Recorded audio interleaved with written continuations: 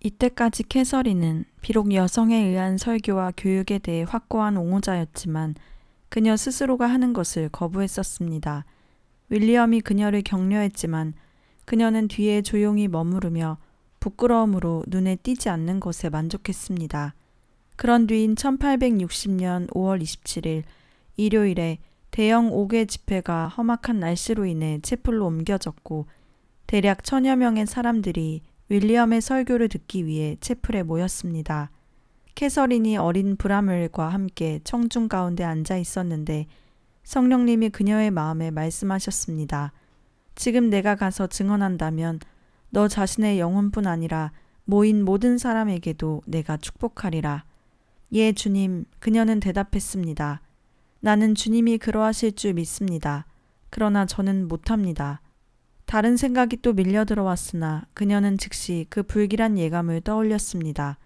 너는 설교할 준비를 하지 않았어. 너는 바보처럼 보일 거야. 너는 말할 내용도 없어. 캐서린은 이러한 조롱에 분개했습니다. 나는 그리스도를 위해서 바보가 되기로 그동안 결심한 적이 없었어. 하지만 이제 그렇게 되어야 해. 캐서린은 자리에서 박차고 일어나서 단상에 올랐는데 남편이 거의 메시지를 마무리할 시점이었습니다. 윌리엄은 그녀를 도와주기 위해 단상을 가로질러 가면서 뭔가 문제가 있는 줄로 생각하였습니다. 캐서린은 단순히 그에게 말했습니다. 한마디 할게요. 윌리엄은 어안이 벙벙했으나 속으로는 흐뭇했습니다. 청중을 향하여 그는 말했습니다. 나의 사랑하는 아내가 말씀드리기를 원합니다. 그는 자리에 앉았고 관심을 갖고 그녀가 말하는 것을 들었습니다. 캐서린은 자신을 가다듬고 청중에게 전하기 시작했습니다. 많은 분들이 저를 매우 헌신된 여성으로 보고 있으며 하나님께 신실하게 살아온 사람이라 생각합니다. 그러나 저는 불순종으로 살아왔고 어둠과 연약함을 내 영혼에 가져왔다는 사실을 이제 깨닫게 되었습니다. 그러나 서너 달 전에 저는 주님께 약속했고 이제 더 이상 불순종하지 않기로 했습니다. 저는 하늘의 비전에 순종하기로 주님께 약속하였고 이것을 여러분께 말씀드리기 위해 섰습니다. 매우 겸손하게 그녀는 자신이 공개적으로 설교해야 한다는 주님의 음성을 거부한 죄를 고백했고 모든 사람이 자신의 마음에 임하는 하나님의 음성에 순종해야 함을 촉구했습니다. 인사말을 마쳤을 때 윌리엄은 선포하였습니다. 오늘 밤은 제 아내가 설교자입니다. 부스 가정에서 30분이 지난 후 자녀들은 너무 어려서 집회에는 가지 못했지만 주방 식탁 주변에서 하녀를 쫓아다니며 기뻐서 외쳤습니다. 여주인님이 설교하신다. 여주인님이 설교하신다. 이 획기적인 변화는 모든 가정에게 명백하게 드러났습니다. 그날 밤 채플은 넘치도록 가득 찼습니다. 캐서린은 에베소서 5장 18절의 말씀에 기초하여 설교했습니다. 성령의 충만을 받으라. 그녀의 명성은 빠르게 전파되었고 몇 달 안에 남편보다 더 많은 설교 요청이 있었습니다. 1861년 뉴 커넥션 컨퍼런스에서 윌리엄은 그의 마음에 들리는 음성을 위해 굳게 서리라 다짐했습니다. 전업 부흥 사역으로 돌아가자. 몇 주간의 심사숙고와 기도 후에 비록 다른 수입이 없었음에도 불구하고 윌리엄은 뉴 커넥션에 사의를 제출했습니다. 이것은 내 자녀를 두고 눈에 보이는 부양수단이 없는 아버지로서는 내리기 어려운 결정이었습니다. 또한 부스 가족인 감리교와의 공식 연결고리를 끊는 행동일 수도 있었습니다. 이제 집이 없어진 부스 가족은 그들의 소유와 자녀를 브릭스톤에 있는 처가로 옮겼습니다. 윌리엄의 초기 집회에서 회심한 적이 있는 코넬의 한 목회자는 윌리엄에게 집회를 인도해달라고 요청했고 그와 캐서린은 비록 그들이 사례비를 줄 수 없는 정도로 열악함을 알았어도 수락했습니다. 그들은 6주간 코넬에 머무르기로 계획했습니다. 그러나 하나님은 다른 계획이 있으셨습니다. 18개월간 7,000명이 회심해서 부스 가족은 여전히 코넬에 체류했습니다. 어떤 어부들은 오직 집회에 참석하기 위해 폭풍우를 무릅쓰고 바다를 건너 16km를 노를 저어온 사람도 있었습니다. 마을의 상인과 고객들이 부스 집회에 모두 참가하였습니다. 이렇게 그들의 사역이 끝이 보이지 않을 정도로 부흥을 이루자 부스 부부는 아이들도 코넬에서 키우기로 했습니다. 이때 다섯째인 허버트 하워드가 1862년 8월 26일에 태어났습니다. 1863년 초에 부스 부부는 웨일즈의 카디프에서 설교하도록 초청을 받았으나 많은 참가자를 수용할 만한 넓은 집회 장소를 구하는 데 어려움이 있었습니다. 많은 교회가 그들이 마치 불법자인 듯 취급하며 문을 닫았고 캐서린이 서커스 천막을 간신히 구하여 집회는 예정대로 이루어질 수 있었습니다. 이때부터 교회 시설이 아닌 일반 시설을 사용하게 되었습니다. 다음 2년 동안 부스 부부는 순회를 하며 전역에 걸쳐서 사역을 해 나갔습니다. 여섯째인 마리안이 1864년 5월 4일에 태어난 후 캐서린은 매우 성공적인 그녀 단독 부흥성회를 시작했습니다. 여성 설교자라는 신선함이 상당수를 매료시켰고 윌리엄을 배척했던 몇몇 전통교회에서도 설교 요청을 받았습니다. 따로 보내야 하는 시간들이 부부에게 중압감을 주었지만 마침내 1865년 런던으로 이사해서 해머스미스에서 가정을 꾸리게 되었습니다. 윌리엄은 몇 개의 교회를 제외한 대부분의 교회에서 배척을 당했으나 캐서린의 설교로 인해 얻은 수익으로 이 시기를 주로 살아갈 수 있었습니다. 그들이 돌아온 런던은 그들이 과거에 떠났던 그 런던이 아니었습니다. 그곳은 전보다 더 어둡고 더 암울했습니다. 가난한 자들을 위한 윌리엄의 연민은 그의 마음을 다시 사로잡았습니다. 생기 없는 얼굴을 보니 또 다른 수입이 없는 가족을 위해 몇 주간의 식량을 위해 가보를 팔아야 하는 전당포 시절이 생각났습니다. 5집마다 술집이었고 심지어 어린아이도 카운터에 발을 디디도록 특별 디딤대를 마련할 정도였습니다. 윌리엄이 그해 7월 밤에 일찍 모임에서 돌아오자 블라인드 베거 술집 밖에 도로에 몇 명이 모여 있었습니다. 한 남자가 그곳에서 설교하고 마치자 모인 사람 중에 아무라도 간증의 말씀을 나누자고 제안했습니다. 윌리엄은 2번 요청하지 않고 바로 시작했습니다. 몇 분 내에 그의 설교는 거기에 모인 사람들을 사로잡았고 윌리엄은 배섬 잭의 집 앞에서 의자에 서서 설교했던 10대 때와 같은 느낌을 가졌습니다. 동부 런던 특별예배위원회의 조직위원들은 윌리엄의 압도적인 설교에 감명을 받았고 며칠이 지나자 그들의 사역의 대표로서 임시 지휘를 제안했습니다. 처음에는 거부했지만 윌리엄은 결국 승낙했고 1865년 7월 2일 그는 화이트채플 로드의 슬럼가에서 얼마 떨어지지 않은 곳에서 낡은 천막 집회를 인도하기 시작했습니다. 이 집회는 6주간 지속되었습니다. 많은 영혼을 주께로 인도하는 동안 윌리엄은 이내 동부 런던에 애착을 가지게 되었습니다. 안정적인 수입이 없었으나 블라인드 베거 술집 앞으로 많은 실직자들이 몰려오는 것을 보자 마음을 돌이켜서 사역을 계속하지 않을 수 없었습니다. 그들은 구원이 필요했습니다. 영적인 타락에서뿐 아니라 육적인 타락에서도 말입니다. 그들에게 어떻게 도움을 줄지는 잘 알지 못했어도 다음에 선교 진술서를 쓰고 재정 지원을 호소했습니다. 우리는 1년 내내 매일 밤 동부 런던 곳곳에서 영혼을 그리스도에게로 데려오는 목적을 위해 연속 집회를 열고 싶습니다. 청사, 극장, 채플, 천막이나 기타 여러 곳에서 하려 합니다. 우리는 그리스도에게로 인도된 사람들을 개인적으로 돌보고 방문하여서 이들을 이웃에 관심 있는 교회로 인도하거나 또는 이들을 잘 양육하여 적극적인 일을 하도록 할 것입니다.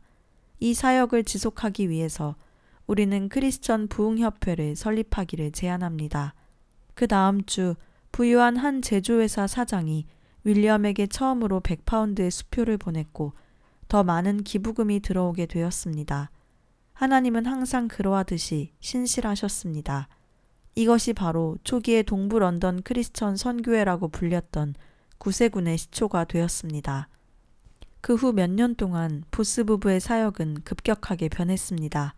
첫 해 동안에는 이러저러한 이유로 그들과 함께 시작했던 사람들 대부분이 떠났는데 보통은 윌리엄의 설교 스타일, 타협하지 않는 입장, 집회에 나타나는 혼란, 그리고 사역 환경에 참담한 형편들이 그 이유였습니다. 부스 부부는 영구적인 건물이 없었기 때문에 그들의 집회를 위해서 모든 형태의 시설을 빌렸습니다. 댄스홀에서부터 돈을 내고 말을 맡기는 곳 등 다양했습니다. 한 번은 비둘기 가게 뒤쪽에서 집회를 가졌습니다. 그러한 장소는 종종 모인 사람들에게 불쾌감을 주었는데 계속되는 술과 담배로 인해서 어떤 사람들은 떠나기도 했습니다. 그러나 1866년 여름 무렵 윌리엄은 이 선교 사역을 위해 도움을 주는 60여 명의 신실한 사람들을 모으게 되었습니다. 그의 교리가 강경함에도 불구하고 방법에 있어서는 정반대였습니다. 영혼을 구원할 목표가 있는 이상 시도할 수 없는 것이 별로 없었습니다. 어떤 집회에서 청중이 그의 설교에 별로 관심이 없어 하자 윌리엄은 최근에 구원을 얻은 집시 행상인에게 관심을 돌렸습니다. 그가 간증을 하게 되자 군중은 변화되었고 모든 말에 귀를 기울였습니다. 그날 이후로 새로운 회심자의 간증이 매 집회마다 이루어졌습니다. 윌리엄은 또한 매 집회마다 새로운 회심자를 책임질 대표자를 선발해 일을 맡겼습니다. 그들의 열정이 매우 확산적이어서 모든 집회에서 봉사를 하게 되었고 전도 유망한 회심자들은 복음의 말씀에 더 수용적이 되었습니다. 나중에 윌리엄이 한 설교가 이들의 입술을 통해 전파되어 구세군의 유명한 말이 되었습니다. 어느 날 한 남자와 그의 세 아들이 윌리엄의 경호원이 되겠다고 자청을 하면서 금관 악기들을 가져왔습니다. 악기를 연주하겠다고 제안하자 윌리엄은 그렇게 하라고 했습니다. 윌리엄은 회중이 음악을 선호하여 받아들이는 모습을 보자 이러한 밴드를 5개 집회의 정규적인 형식의 하나로 만들기로 결심했습니다. 기억하기 쉬운 술집에서 듣는 곡을 들으면서 윌리엄은 마귀가 최고의 노래를 다 가져서는 안 된다고 생각하여 그의 음악가들에게 대중음악을 연주하기를 배우되 하나님을 경배하는 가사로 개사를 하라고 지시했습니다. 이러한 곡들은 많은 사람들을 놀라게 했습니다. 윌리엄은 처음에는 이러한 선교가 주로 복음을 위한 것이 되기를 소망했습니다. 그는 사람들을 그리스도에게로 이끌어 영적인 성장과 성숙을 위해 교회로 모이게 하고자 하였습니다. 회심자들에게 곧바로 교회가 자신의 집과 같이 친숙해지기는 어려웠습니다. 구원을 받은 많은 사람들이 교회에 참석하는 것을 꺼려했습니다. 교회에 가더라도 반갑게 여겨지지 않았습니다. 윌리엄은 외부의 지원을 받지 않았기 때문에 새신자가 또 다른 수많은 회심의 보조를 맞추어 선교에 도움이 되도록 하였습니다. 선교회는 성경 공부반을 시작했고 또한 회심 일주일 안에 새신자를 신방하도록 하였습니다. 이 신방자들은 새신자를 잘 체크하고 함께 기도해주며 선교 사역에 동참케 하였습니다. 또한 그들은 새신자에게 어떻게 기도하며 불신자를 위해 중보하는지를 가르쳐 주었습니다. 윌리엄은 2사람씩 짝을 맞춰 보내어 사람들을 집회에 초대하고 다양한 행사를 홍보하며 도움과 구원이 필요한 사람들을 위해 기도하도록 했습니다. 이러한 신방은 새신자에게 목적의식과 그들이 구원받기 전에 부족했던 추진력을 불어넣어 주었습니다. 한편 미국 남북전쟁이 터지고 영국 생산품을 위한 수요를 줄이고 실업률을 증대시켰습니다. 1866년에 발생했던 유행성 콜레라가 동부런던 전역에 들불처럼 확산되어서 8,000명 이상을 희생시켰습니다. 선교가 2걸음 전진하면 3걸음 후퇴되는 것처럼 보였습니다. 그러나 포기는 부스 가문의 사전에는 없었고 선교는 지속되었습니다. 이러한 시련을 통하여 윌리엄은 사람들에게 기도하도록 권면했습니다.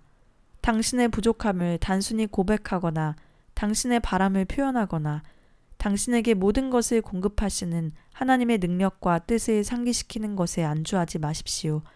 그분의 말씀을 붙잡고 그분이 거기에서 그때 그분의 뜻이라면 당신이 요구하는 모든 것을 당신에게 주신다는 사실을 믿어야 합니다. 그는 또한 이렇게도 쓰기도 하였습니다. 당신은 힘을 다해 기도해야 합니다. 다른 사람이 당신을 위해 기도할 때 단순히 당신의 기도를 하거나 교회나 채플에서 눈을 크게 뜨고 두리번거리며 앉아있는 것을 의미하지 않습니다. 이것은 하나님과의 열렬하고 실제적인 지치지 않는 씨름입니다. 이것은 전능자와의 사투요, 그분에게 매달리는 것이요, 그분을 따르는 것입니다.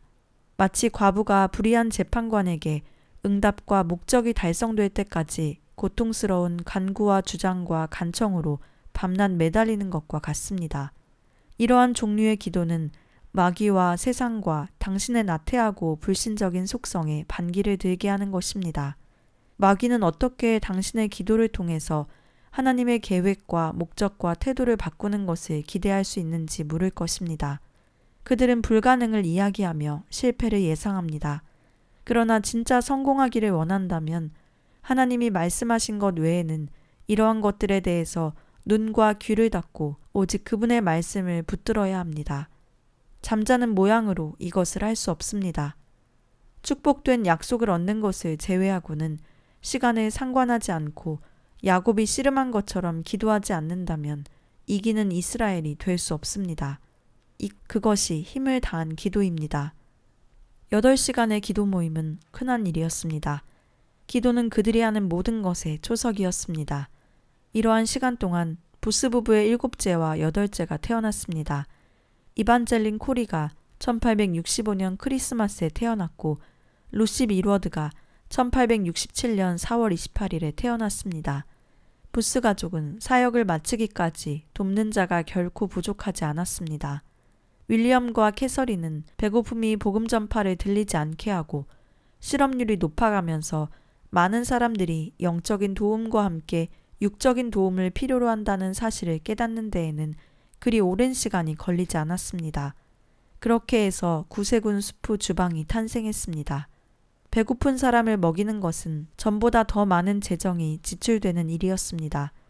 윌리엄은 이 선교가 지속되도록 새로운 묘법을 늘 고안해야 했습니다.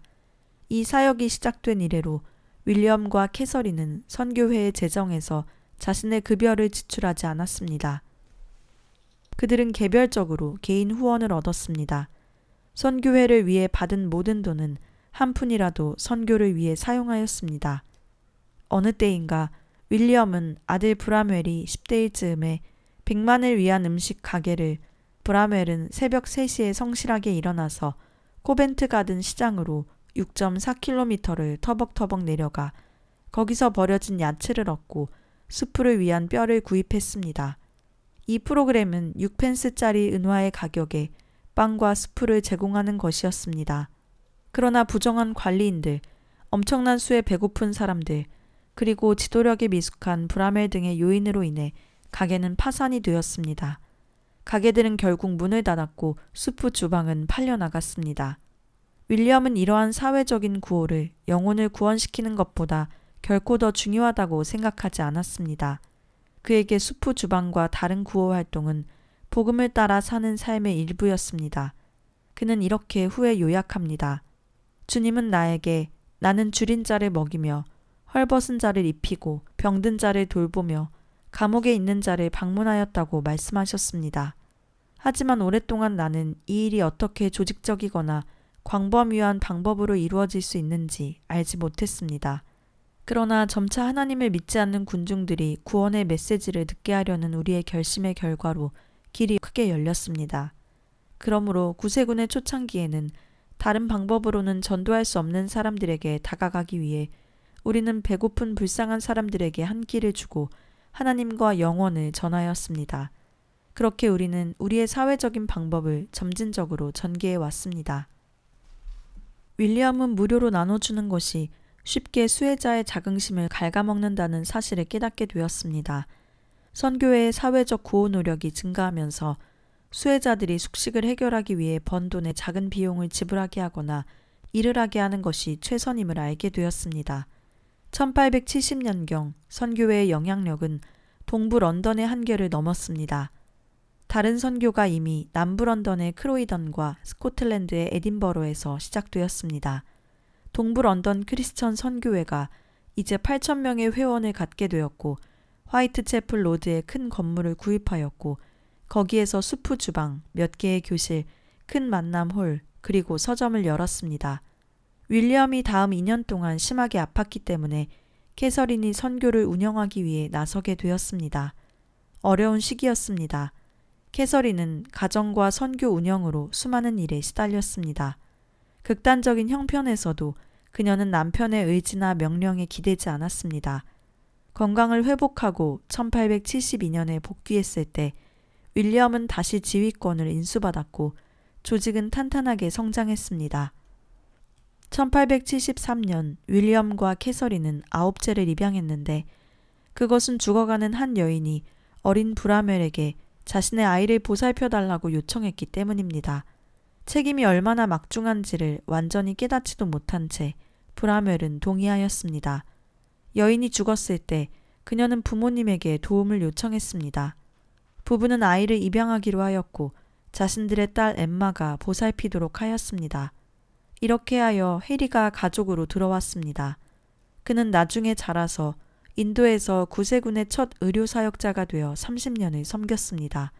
그는 1919년에 인도에서 사망했고 하늘나라의 왕관에 대한 봉사로 빅토리아 크로스상을 사후에 수여받았습니다. 윌리엄 부스의 크리스천 선교회는 몇 년에 걸쳐서 기하급수적으로 성장하게 되었습니다. 그런 후 1878년 5월 연례 보고를 위해 마지막 작업을 하는 중에 윌리엄은 무언가 잘못된 것 같았습니다. 그 앞면의 제목은 이러했습니다. 윌리엄 부스 목사의 감독하에 있는 크리스천 선교회는 이 세상에서 하나님도 소망도 없는 군중들 중에서 모집된 자원군이다. 이 문구에 고심한 채로 윌리엄은 브라멜과 그의 부관인 조지 레일턴을 불러들여서 검토하도록 했습니다. 레일턴이 크게 소리내어 읽었고 브라멜이 자원군이라는 단어를 논평할 때 그의 아버지는 레일턴의 펜을 쥐고 자원이라는 단어를 지우고 구원이라는 단어를 집어넣었습니다. 이 이름 구세군이 세 사람 모두에게 감명을 주었습니다. 그 후 몇 달에 걸쳐 크리스천 선교회는 이름을 바꿔서 구세군이라 했고 군대 계급, 위계, 복장, 그리고 어둠의 세력에 대항하는 전쟁이라는 사고방식까지 채용하게 되었습니다. 심지어 소식지까지도 전쟁 함성으로 바뀌게 되었습니다. 다음 해에 부스 장군은 이렇게 조직과 공격 계획을 묘사했습니다. 우리는 구원자들입니다. 이것은 우리의 전공입니다.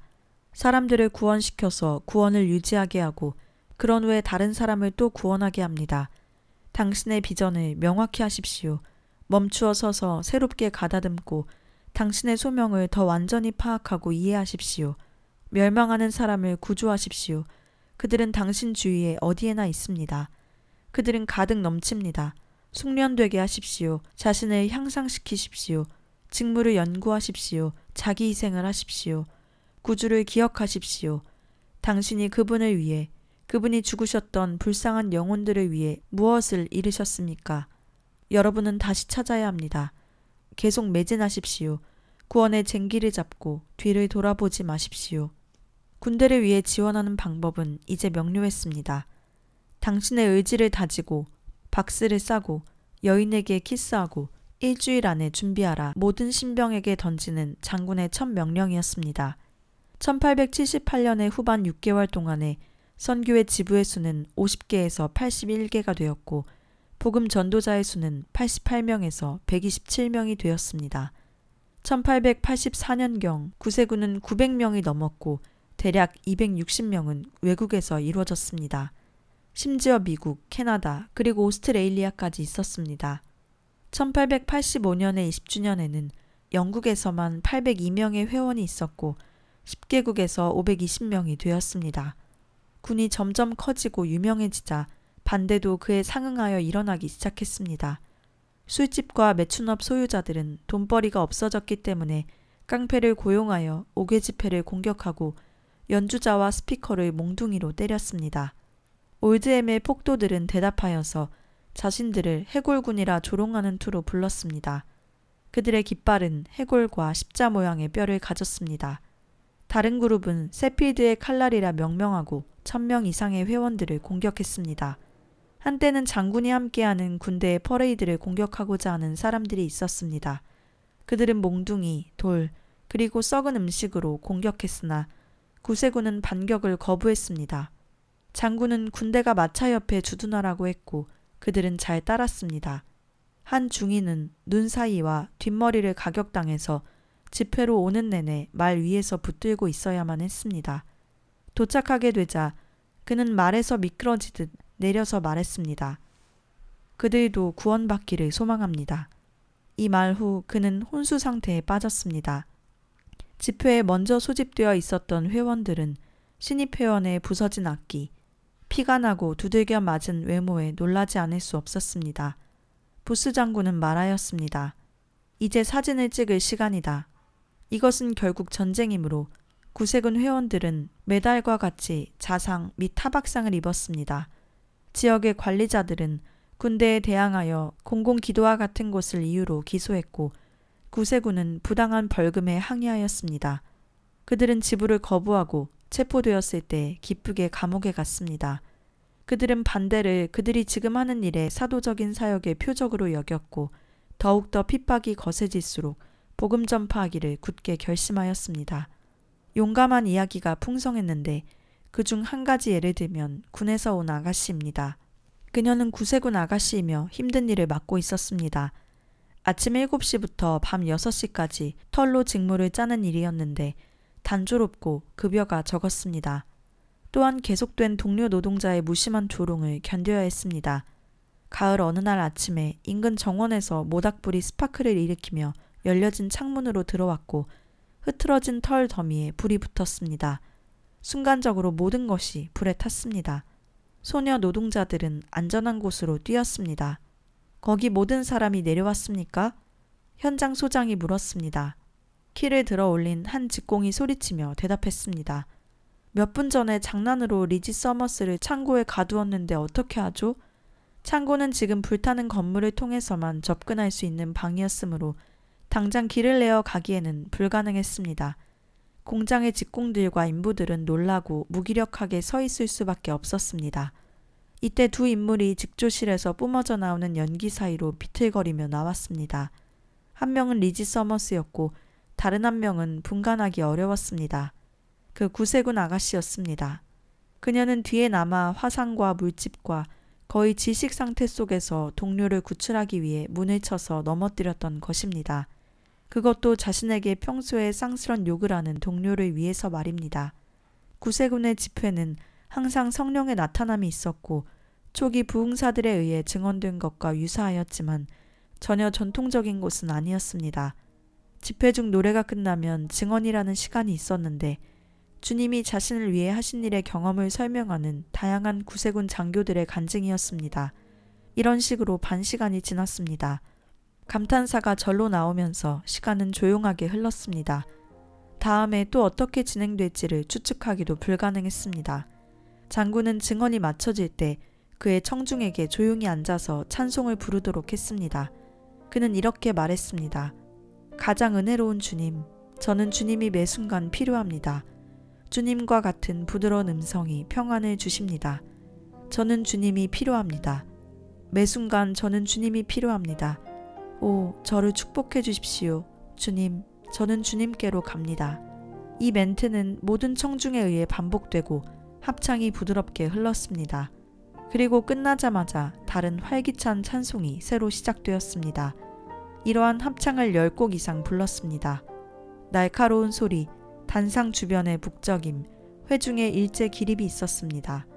자리는 가득 찼고 찬송은 큰 할렐루야 소리로 어우러졌습니다.